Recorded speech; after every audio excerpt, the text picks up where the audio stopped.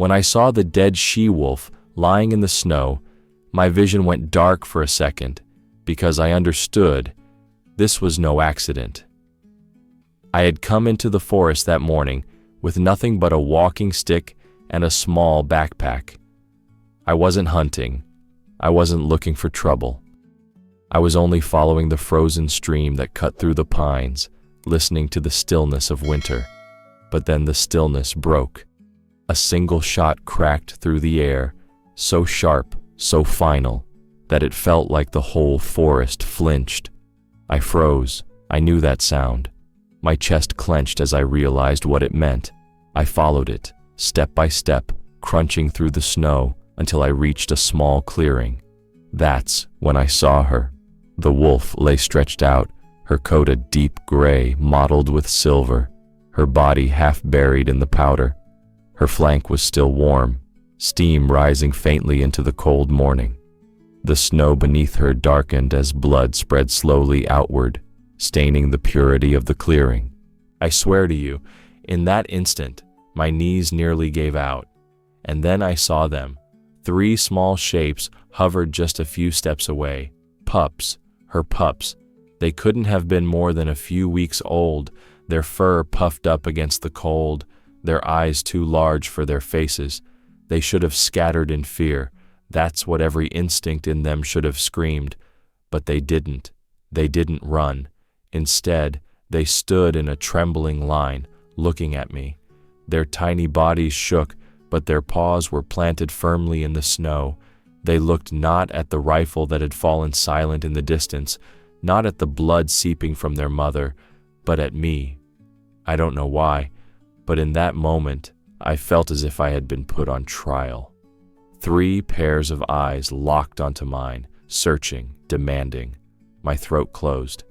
I wanted to say something, anything, but no words came out. One of them whined. The sound was so small, so fragile, that it broke something open inside me. I had heard wolves howl before, strong and fierce, but this was nothing like that.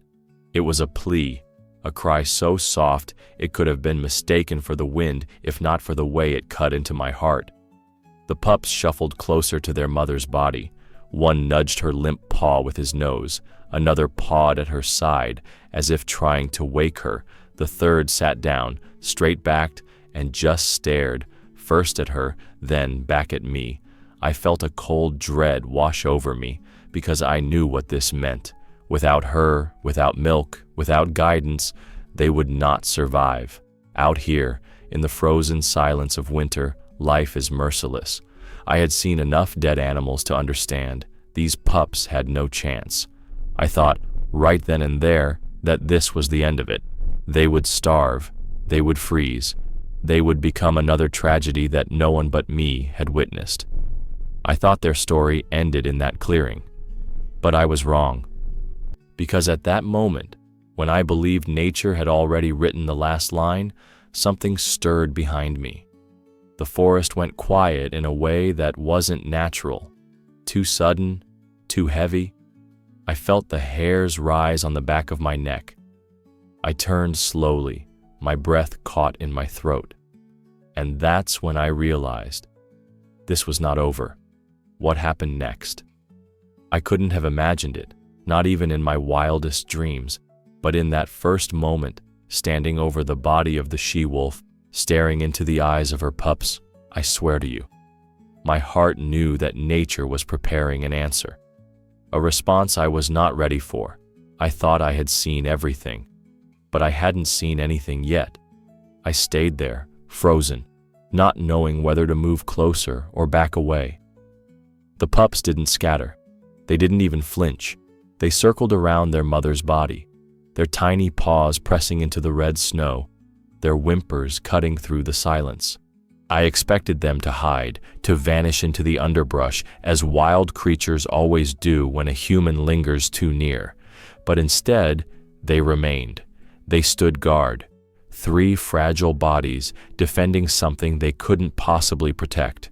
One of them lifted his head and looked straight at me.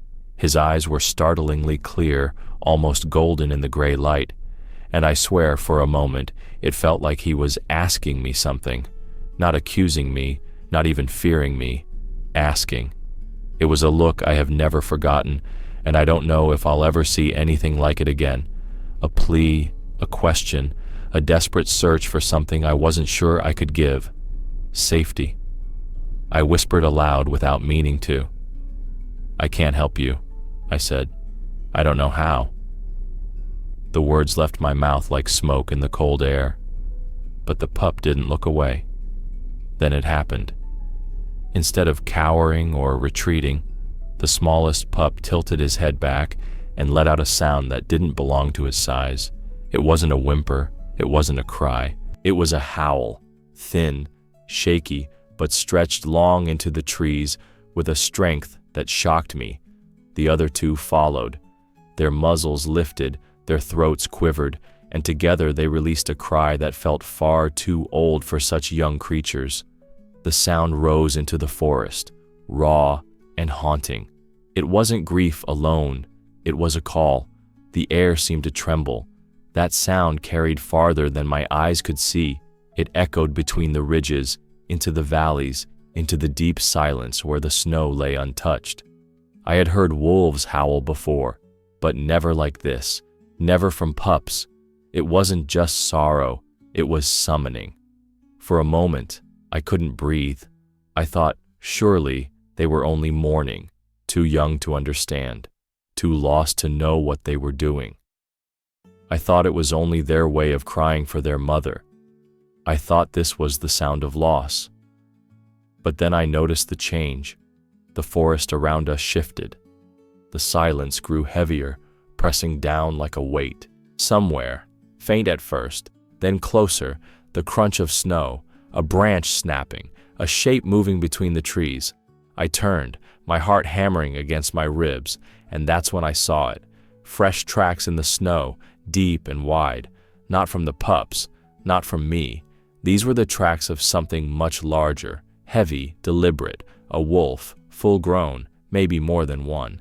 The pups had not been crying into the void, they had been calling, and something was answering. The howls of the pups still echoed in my ears when the forest answered. At first, it was only the faint rhythm of paws breaking the crust of snow, slow, heavy, closer with every breath. I backed up instinctively, gripping the rough bark of a pine behind me. Every instinct in my body screamed at me to leave, yet my legs refused to move. I couldn't abandon what I was about to witness. Out of the trees, shadows emerged, shapes gliding silently, their coats blending with the white and gray of the clearing. Wolves, full grown, at least 4 of them, their eyes sharp, their breath rising in pale clouds. And then him, the largest of them all. Massive shoulders, thick fur streaked with silver, and a head carried with the weight of authority. The alpha. The pups fell silent the moment they saw him. They scrambled toward him, tails low, whining, pressing against his legs as though reporting what had happened. My heart thudded so hard I thought it might crack my ribs. I expected an explosion of violence. Wolves do not tolerate intruders. A lone man standing so close to their young, it should have meant the end for me. But it didn't. The alpha didn't even look at me. Not at first. His eyes were fixed on the still body of the she-wolf. He stepped forward, slow, deliberate, every movement filled with gravity. The other wolves followed, forming a quiet circle around her. And then, one by one, they lowered their heads to the ground. It was not rage I saw, not even aggression. It was something deeper, something that made my chest tighten. They pressed their noses into her fur, breathed her in, pawed gently at the snow. The pups crawled onto her side, nudging her desperately. One of them pushed at her muzzle with his own, whimpering. His tiny voice broke the air like glass. I swear on my life." He looked up at me then, his eyes wet, his whole face trembling with something that no words can explain, and in that look, I felt it, as if he was begging me, as if he believed I could do something, anything, to bring her back. He looked at me as if I were his own. The weight of it shattered me. My vision blurred, tears stung hot against the cold air. I had never cried in front of an animal before, but in that moment, I couldn't stop. My throat closed, my body shook, and I let the tears fall. I thought, maybe, this was all, that the wolves had come only to grieve, only to say their silent farewell, and then they would vanish back into the forest, leaving the pups to fend for themselves. I thought the story ended there, with loss and nothing more. But it didn't. The alpha, after circling once around her body, lay down beside the pups, not over them, not blocking them, beside them. His massive body curled close, his head resting across his paws. The pups pressed into him immediately, burying themselves in his fur as though they had always belonged there. And that's when I realized what I was seeing. This wasn't abandonment. This wasn't the end. This was acceptance. The alpha had claimed them. He had made them his. The clearing fell silent again, except for the soft whimpers of the pups pressed against their new guardian. I wiped my eyes with a gloved hand, unable to believe it, unable to even breathe properly, because I knew I had just witnessed something no human was meant to see, and deep down, something told me this was only the beginning. I thought I had seen the limit of what animals could show me. I thought the pups curling into the alpha's fur was the final image I would carry for the rest of my life. But nature wasn't finished. It started with the smallest pup. He broke away from the warmth of the alpha and padded back toward his mother's body. He pressed his nose against her side, whining softly, then began pawing at the snow. At first I thought it was just desperation, a confused attempt to wake her, but he didn't stop. His tiny claws worked furiously, scattering powder behind him. Then the others joined. One after another, the pups began to dig. Their paws were frantic, scraping at the frozen ground with a purpose far beyond their strength. Snow flew into the air in small bursts. Their bodies shook with effort. And then, something even more unthinkable. The adults, those great silent figures circling the clearing, stepped forward. They lowered their heads and began to dig as well. Their massive paws tore through snow and ice, pushing the earth aside. Side by side with their pups, they worked in rhythm, a strange harmony of grief and determination.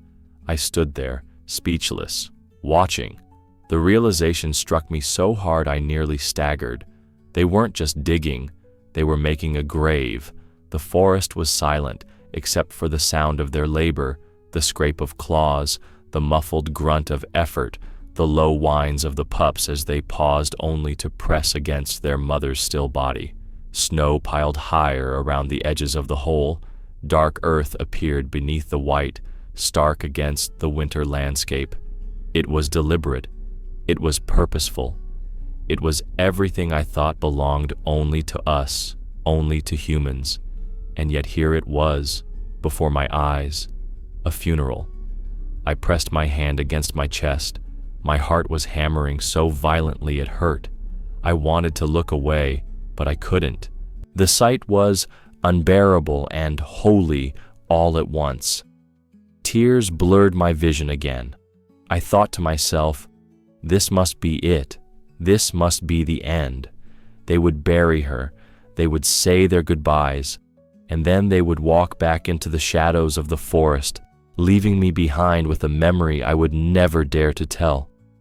I thought that was the final act of this impossible story, but it wasn't. As the hole grew deep enough, the alpha paused. He lifted his head, his muzzle streaked with soil, his breath heavy in the cold air. He glanced toward me, just for a heartbeat. My whole body tensed, expecting fury, but instead, his gaze passed right through me, as though acknowledging my presence, not challenging it.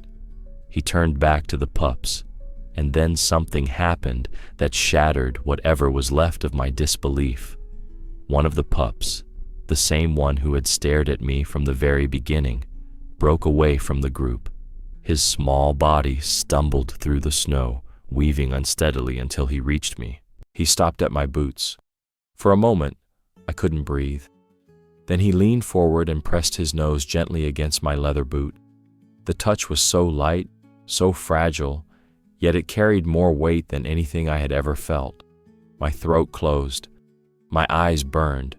It was as if he was asking me, pleading with me to help, to stand with them, to share in something I had no right to, but somehow had been chosen for. I couldn't move. My whole body shook. I wanted to drop to my knees, to hold him, to tell him I understood, even if I didn't.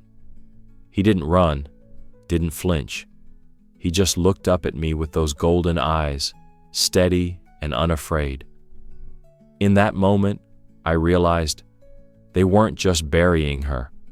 I don't know what force moved me in that moment, whether it was instinct, grief, or something older than words, but when the pup touched my boot, I felt my body act before my mind could catch up. I bent down, laid aside my gloves, and reached my hands into the snow. The wolves didn't move. I expected snarls, teeth bared, a charge that would end me in an instant, but none came. The clearing remained silent except for the muffled scrape of my palms scooping snow. The pup watched me, his small body trembling, but his eyes steady. And so I dug. My fingers burned in the icy ground, but I didn't care. I tore at the frozen crust, pulling away chunks of snow and earth, tossing them aside. I dug like a man possessed, shoulder to shoulder with the wild. Every so often I would glance up, half expecting to see yellow eyes narrowing in anger. Instead, the pack had stilled. They watched. Their breaths rose in clouds, their bodies tensed but not hostile. The alpha stood closest, his gaze fixed not on me, but on the grave. He allowed it. He allowed me. Together we worked, the wolves with their powerful paws, me with my bare hands gone numb and red. The earth opened wider, deeper. The pups whined, crawling over their mother as if trying to help. Every motion cut into me. I had never felt such weight in my chest, not even at human funerals. This was different. This was raw, unfiltered, holy. At last, when the hole yawned deep enough, the alpha stepped forward. He lowered his head, nudged the she-wolf's limp body gently with his nose. The others followed, circling, brushing against her one last time. I felt my throat close at the sight. They were saying goodbye. I knelt. Slowly, reverently, I placed my hands on her side. Her fur was still soft beneath the crust of frost, her body still holding a fading warmth. With trembling arms, I helped shift her into the grave. The wolves didn't stop me. Instead, they stood around me, silent sentinels. No growl, no threat, only presence. As I covered her with snow and soil, my vision blurred again. I couldn't stop the tears. They ran hot down my frozen cheeks, falling into the earth with every handful I tossed. And in that unbearable silence, I realized something I can never explain fully. I was not burying her alone. I felt them with me. Their grief became mine. Their loss bled into my bones. And for the first time in my life, I felt I belonged, not to a family, not to a nation, but to something larger, older, shared by every living thing. I felt like part of their mourning. When the last layer of snow covered her, the pups whimpered softly. They pressed against the mound, their tiny noses twitching, their bodies trembling. The alpha gave a low, resonant sound. Not a growl, not a howl, something in between, as though telling them it was done. I thought that was the end. I thought, once the grave was sealed, they would vanish into the trees, leaving me with nothing but a memory too impossible to tell. I thought our paths would split forever. But I was wrong. The alpha lifted his head. He turned to me, really turned, his eyes meeting mine at last. It was not rage I saw there. It was something closer to recognition, though I can't explain how. Then, without a sound, he stepped past me. His great body brushed through the clearing and toward the line of trees. The rest of the pack followed. But then, something even stranger. They didn't disappear into the forest. They slowed. They turned, glancing back. The pups lingered, their eyes fixed on me. The alpha paused, waiting, and I understood. They wanted me to follow. I followed them. I don't know why. Maybe it was madness. Maybe it was reverence. But when the alpha paused and looked back, I understood. He was waiting, and so I went. The forest swallowed us in silence. The snow muffled every step. The pack moved like shadows, their bodies gliding between the trees with impossible grace. I stumbled after them, my boots clumsy, breath loud in the freezing air. And yet, they didn't leave me behind. They slowed when I slowed. They glanced back when I faltered, as though I was meant to stay with them. Minutes stretched into something dreamlike. I don't know how far we walked, but at last, the alpha halted near a cluster of fallen pines. The others fanned out, their noses low to the ground, tails stiff. The pups hurried forward, scrambling over roots and snow. That's when I smelled it. A sharp, metallic tang beneath the cold air. Meat. The wolves began to dig, not frantic this time, but purposeful. Snow scattered, earth shifted, until they uncovered what they had hidden. The remains of a kill, a deer, or what was left of one. The meat was frozen, the bones gnawed, but it was food. Their food. And then the impossible happened. The alpha stepped aside. He lowered his head, but not toward the carcass, toward me. At first, I thought I was imagining it. My mind rejected the thought outright, but then one of the younger wolves dragged a hunk of frozen flesh from the cache and dropped it in the snow, closer to me than to any of them. The pups looked on, their small bodies trembling with hunger, but no one touched it. They waited. They were offering it to me. I can't explain the rush of feeling that tore through me. My stomach turned at the sight of raw meat, yet my chest burned with something that had nothing to do with hunger, acceptance, invitation. I dropped to my knees in the snow, unable to speak, unable to even breathe properly. "Why me?" I whispered. My voice cracked. None of them answered, of course, but their silence was answer enough. I didn't take the food. I couldn't. It wasn't mine. But the gesture alone broke me. I felt my whole life shift in that moment. The world I thought I understood, the divide between human and wild, crumbled. They had shown me trust. They had shown me belonging. And in that moment, the only words that formed in my mind were these. The animals had shown me something that changed my life forever.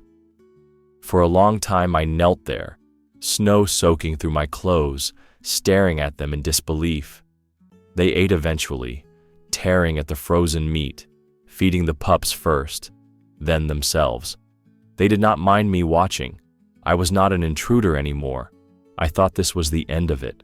I thought the sharing of food was their final gift, their way of telling me I had been accepted, just for a moment, into their circle. I thought, after this, they would vanish back into the trees, leaving me with the kind of memory no human has the right to keep.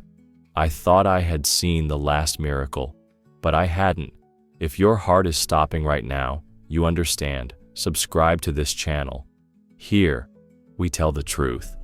When the wolves had eaten their fill, the clearing grew quiet again. The alpha sat back on his haunches, his breath slow and steady, watching the pups lick their muzzles clean. Then, the same pup who had first looked at me, who had touched my boot as if asking for help, stepped forward once more. He lifted his tiny muzzle toward the sky and released a sound. Not a full howl, not the long cry from before, just a short, sharp note that pierced the silence and hung in the cold air like a signal, a sign. And in my bones I knew it wasn't over. The pup's sharp cry still hung in the air when the alpha rose. He shook the snow from his fur, cast one long look toward me, and began to walk, not back to the kill, not deeper into the safety of the woods, but in another direction altogether, north through the pines. The others followed. The pups trotted behind, stumbling now and then, but never straying. I hesitated, my breath loud in my chest. Something in me knew I was being asked to come too, so I did. The march was slower this time, deliberate. The wolves moved in a single file, the alpha at the front, the rest flowing like shadows between the trees. Every few steps, one would glance back, checking that I remained with them. I felt less like a follower and more like a chosen witness. We walked until the snow told a different story. The pristine white gave way to churned patches, places where boots had pressed deep and careless. My heart sank as I recognized the shape of those tracks. Human. The wolves slowed.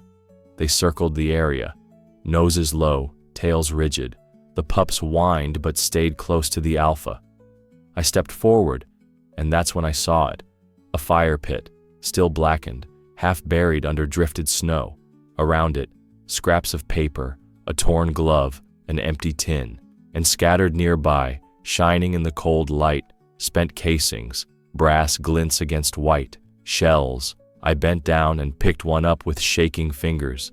It was the same caliber that had torn through the mother wolf. The air left my lungs as if struck from my chest. Beside the casings, a dark patch stained the snow. I reached out, touched it, felt the frozen crust crack under my glove. Blood. This was where he had stood. This was where he had laughed, smoked, eaten, and fired. The man who had shattered the pack. And now the pack had brought me here. I looked around at them, at their circling bodies, their burning eyes. The pups pressed into the alpha's side, and I realized the weight of what was happening. They weren't just showing me the scene, they were entrusting me with it. They had no language but their silence, no weapons but their teeth, yet here they stood, waiting, offering me the truth of what had been done. They were giving me their vengeance. The thought split me open. My throat burned. Tears welled again, hot against the freezing air. I pressed a fist against my chest and whispered, "I see it. I swear to you, I see it." For a long time, I stood in that clearing, surrounded by the evidence of cruelty and the presence of a wild justice I barely understood. I thought maybe this was the end, that the wolves had led me here only to reveal their wound, and now they would leave, satisfied that I had witnessed it. I thought this was all they needed of me, but it wasn't, because when I finally turned to go, the wolves didn't move. They didn't melt back into the trees. They didn't vanish, as I had expected a dozen times already. They stayed. The alpha sat tall, his eyes locked on me. The pups stared too, shivering but steady. One by one, the others stopped circling and faced me, their bodies forming a silent line in the snow. They were waiting, not for me to leave, for me to act. I didn't sleep that night. I couldn't. The memory of the clearing, the blood in the snow, the brass casings burning in my palm, it all played over and over in my head. And above it all, the eyes of the wolves, waiting, demanding. By morning, I knew what I had to do. I went straight to the ranger station. My voice shook as I spoke, but I told them everything, every detail, every step, every shell I had picked up and carried with me. At first, they gave me the look people give when they think you're exaggerating. But when I laid the evidence down, their faces hardened. They knew the man. They had suspected him. And now, with proof in their hands, they had what they needed. Within days, they caught him. The man who had taken the she-wolf's life was led away in chains, his rifle confiscated, his smirk gone. I should have felt triumph. Justice, I told myself, had been done. And yet, a hollowness lingered, because the wolves didn't know. They didn't know the law, or chains, or courts. They only knew loss, and I couldn't shake the feeling that I owed them more, that I had to return, not with words, but with presence. So I went back. Snow had fallen again, covering the old tracks, muting the forest into white silence.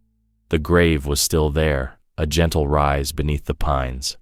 I stood at its edge, hat in my hands, unsure if I was a fool for coming. The air was heavy, too quiet. And then they appeared, shadows gliding between the trees, silent as breath. One by one, the wolves emerged into the clearing. The alpha first, then the others. Last came the pups, bigger now, but still small enough to stumble over their own paws. They didn't come too close. They stopped a few yards away, their eyes fixed on me. Not hostile, not welcoming, simply watching. And then I saw him, the pup who had touched my boot, who had begged with his eyes, who had led me deeper into their truth. He stepped forward, just one pace, and locked eyes with me again. It was the same look, the same unbearable depth. I swear to you, my knees weakened, my throat tightened. I wanted to say something, to tell him the man had been caught, that justice had been served, but words seemed useless. He wouldn't understand them, and yet, in that moment, I believed he already knew. For a long time, none of us moved. The forest held its breath. I thought that was it. I thought it was a miracle enough just to see them again, to have one last silent meeting before they vanished forever. I thought I would never be granted more than that, but I was wrong. The alpha tilted his head back, and then, from deep in his chest, came a sound that shook the trees, a long, mournful howl. The others joined. One by one, voices rose into the sky, blending, weaving, carrying across the frozen ridges. The pups lifted their muzzles too, their higher notes piercing and raw.